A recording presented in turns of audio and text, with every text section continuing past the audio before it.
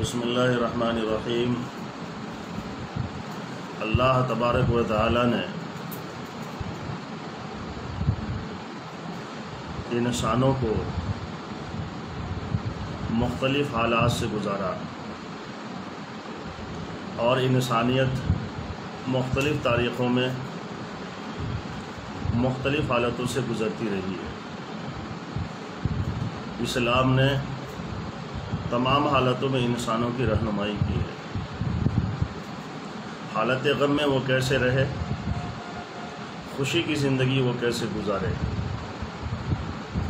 مسجدوں میں کیسے زندگی گزارے، بازاروں میں وہ کیسے چلے۔ الغرض اسلام نے انسانوں کی ہر موڑ پر رہنمائی کی۔ ہمارا ملک بھارت اور پوری دنیا اس وقت جس پریشانی کے دور سے گزر رہی ہے، کورونا وائرس کا قہر ہر طرف جاری ہے، اموات کثرت سے ہو رہی ہیں، وائرس تیزی سے بڑھ رہا ہے، نئے علاقے نئے خطوں تک یہ مرض پہنچ چکا ہے۔ ایسے وقت میں ہماری ذمہ داری بنتی ہے اور اسلام کی رہنمائی ہمارے لیے موجود ہے کہ ہم اپنی صحت کی بھی فکر کریں اور سماج اور دوسرے طبقات اور دوسرے انسانوں کی بھی خیر خواہی کی فکر کریں اور انہیں بھی اس مرض سے بچانے کے لیے ہم دعائیں بھی کریں، کوششیں بھی کریں۔ اس وقت ڈاکٹرز نے، اطباء نے اور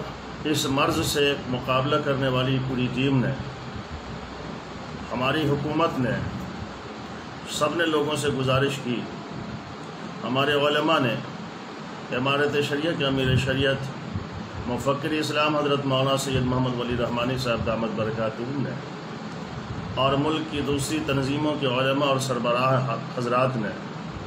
بار بار لوگوں سے، آپ حضرات سے گزارش کی کہ اس مرض سے بچنے کا بہتر طریقہ ہے کہ بھیڑ بھاڑ میں نہ رہیں، اپنے گھروں میں رہیں، بلا ضرورت کے اپنے گھروں سے باہر نہ نکلیں، ضروری چیزوں کی خریدگی اور انسانی ضروری چیزوں کی حاصل کرنے کے لیے آپ گھروں سے باہر نکلیں۔ مجھے اس بات کی خوشی ہوئی اور سب لوگوں کو خوشی ہے کہ لمبے لاک ڈاؤن کے زمانے میں بھی لوگوں نے اپنے علماء کی، حضرت امیر شریعت دامت برکاتہم کی، اطباء ڈاکٹرز حضرات کی اور سرکاری ہدایتوں کی پابندی کی ہے۔ آپ نے دیکھا کہ اتنی پابندی کی گئی کہ مذہبی عبادت گاہوں کو بھی لوگوں نے سرکاری ہدایتوں کے مطابق چھوڑ کر اپنے گھروں میں نمازیں تک ادا کی، تراویح کی نماز اپنے گھروں میں پڑھی، جمعہ کی نمازیں چھوڑ کر گھروں میں ظہر کی نمازیں ادا کی، اور حد تو یہ ہے کہ عید الفطر کی نماز بھی لوگوں نے اپنے گھروں میں ادا کی۔ یقیناً یہ سب ہمارے شعور اور ہماری سماجی بیداری اور ہماری اپنی ذمہ داریوں کو سمجھنے کا نتیجہ ہے۔ ہماری توقع ہے تمام حضرات سے اور درخواست ہے تمام لوگوں سے کہ ابھی جبکہ بظاہر لاک ڈاؤن کا وہ زمانہ نہیں ہے جو اس سے پہلے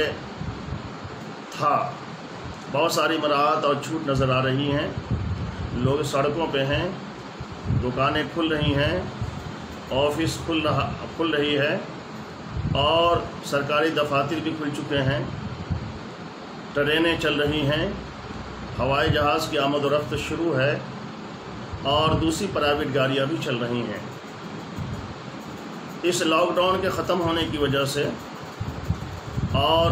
ان لاک 1 میں جانے کی وجہ سے بہت سارے لوگوں نے یہ سمجھ رکھا ہے کہ شاید یہ بیماری ختم ہو چکی ہے اور لوگ لاپرواہی کے شکار دکھ رہے ہیں۔ میں تمام لوگوں سے کہوں گا کہ جس وقت بیماریاں کم تھی، مرض کم تھا، وائرس تمام علاقوں میں نہیں پہنچا تھا، روزانہ مرنے والوں کی تعداد بہت کم ہوا کرتی تھی، اس وقت آپ نے جن تدابیر کو اختیار کیا، جن احتیاطوں کے ساتھ آپ نے زندگی گزاری، اس سے زیادہ چوکنا ہو کر ان احتیاطوں کو اپنانے کی ضرورت ہے اور بھیڑ بھاڑ کی جگہوں سے بچنا ہے۔ آپ نے دیکھا کہ مذہبی عبادت گاہیں لمبے زمانے تک بند رہیں، لیکن 8 جون سے حکومت نے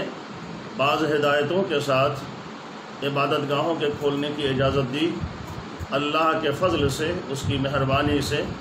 مساجد کے دروازے کھلے اور ہم اس میں اپنا سر اپنے خالق و مالک کے سامنے رکھ کر اس کی عبادت کر رہے ہیں۔ نماز کی ادائیگی ہو رہی ہے، سوشل ڈسٹینسنگ کا خیال وہاں بھی کیا جا رہا ہے، لوگ فاصلہ بنا کر کے کھڑے ہو رہے ہیں، گھروں سے وضو کر کے لوگ آ رہے ہیں،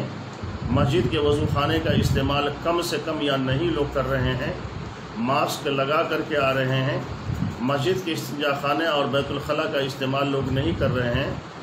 آپ نے دیکھا کہ مسجدوں سے چٹائیاں اٹھا لی گئی، فرش ہٹا دیے گئے، مسجد کی ٹوپیاں اور اس کے تولیے ہٹا دیے گئے۔ آپ اسی پابندی کے ساتھ، اسی اہتمام کے ساتھ اور اسی سماجی اور انسانی شعور کے ساتھ آگے بھی چلتے رہیں۔ آپ کا یہ شعور، آپ کی یہ بیداری اور اس خطرناک مرض سے بچنے کی یہ تدبیریں یقیناً ایک دن ملک کو، پوری دنیا کو، پوری انسانیت کو اس وبا سے بچائے گی۔ اللہ تبارک و تعالی سے دعا بھی نمازوں میں کرنی چاہیے کہ اس وائرس کو اللہ تعالی جلد ختم کر دے۔ اسی کے ساتھ میں ایک بات اور کہوں گا کہ کل جمعہ کی نماز ہونے والی ہے۔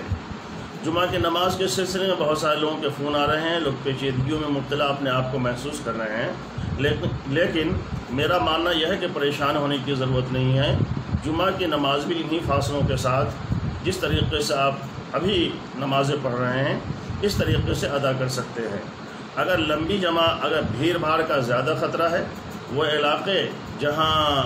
بڑی آبادی کے درمیان جامع مسجد ہے اور وہاں لوگوں کی بھیڑ ہوا کرتی ہے، تو ایک جماعت کے بجائے دوسری جماعت بھی کر لی جائے، تیسری جماعت بھی کی جا سکتی ہے تھوڑے فاصلے سے۔ تو اس طریقے سے ہم بھیڑ بھاڑ سے بچ سکتے ہیں، اور وائرس کی جو بڑھنے کا یہ زمانہ ہے، اس بڑھنے کے زمانے میں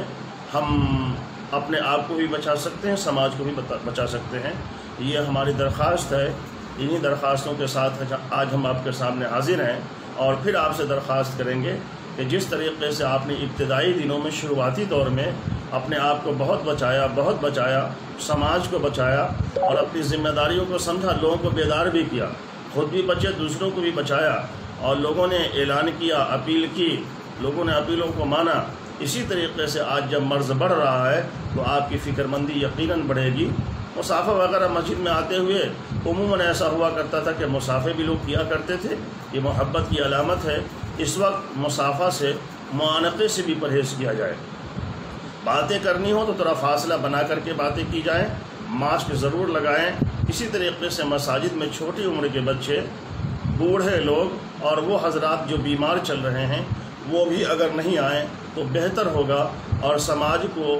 صحت کی راہ پر لانے میں ان کا تعاون ہوگا۔ اس تعاون کے لیے انہیں بھی اجر ملے گا، اور سماج کی معاشرے کی دعائیں بھی انہیں حاصل ہوں گی۔